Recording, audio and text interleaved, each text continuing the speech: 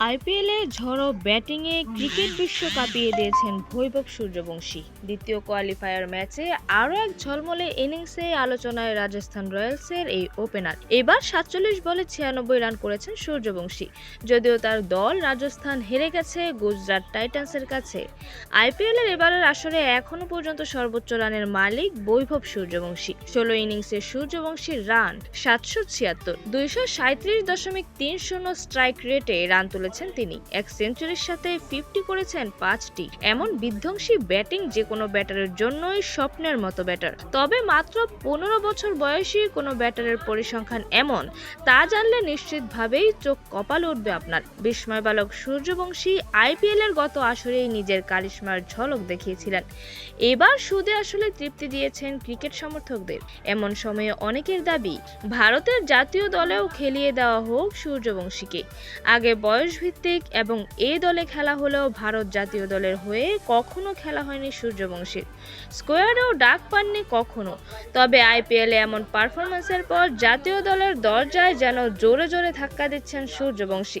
তাতে দরজাটা খুলে যেতেও পারে, অন্তত টি-20 ফরম্যাটের দরজাটা। মৌসুমে নিজেদের শেষ ম্যাচের পর সংবাদ সম্মেলনে এসেছিলেন রাজস্থান রয়্যালসের প্রধান কোচ কুমার সাঙ্গাকারা। সূর্যবংশীর ব্যাটিংয়ে প্রশংসা করেছেন আরও একবার।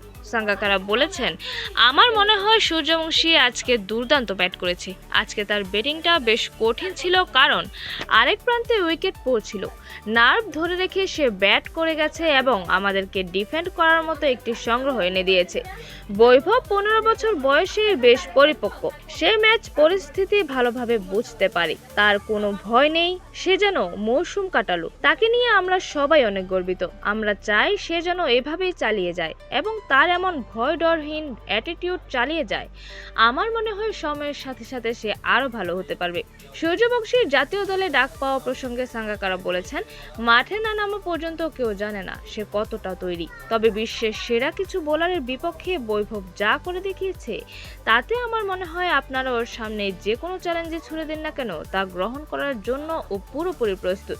আমি নিশ্চিত যে সে খুব দ্রুতই দলে ডাক পাবে। ও অনেক পরিপক্কতার সাথে ব্যাট করেছে। এই মৌসুমে আমাদের ওপেনিং জুটির দায়িত্ব খুব ভালোভাবে পালন করছে। সাঙ্গাকারা আরো বলেছেন, ওকে আমরা খুব ভালো পরিকল্পনার মধ্যে রেখেছি। ও আমাদের সব টিম মিটিংয়ে আসে, দলে অবদান রাখে, কথা শোনে এবং প্রচুর হোমওয়ার্ক করে।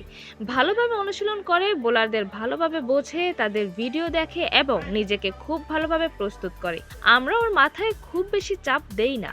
আমার মনে হয় ক্লিয়ার মাইন্ড, সাহসের সাথে ব্যাটিং, এই জিনিসগুলোই তার কাছ থেকে আমরা প্রত্যাশা করি। পরের মৌসুমের আগেও সূর্যবংশীর সাথে কাজ চালিয়ে যাওয়ার কথা বলেছেন প্রধান কোচ।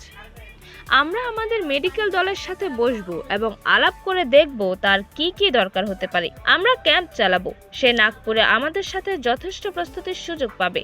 ফলে আমরা আমাদের সব প্লেয়ারের উপরই নজর রাখবো, কেবল বৈভব নয়। তৃতীয় হয়েই এইবারের আইপিএল শেষ করলো রাজস্থান রয়্যালস। 31 মে ফাইনালে মুখোমুখি হচ্ছে defending champion Royal Challengers Bengaluru এবং গুজরাট টাইটান্স।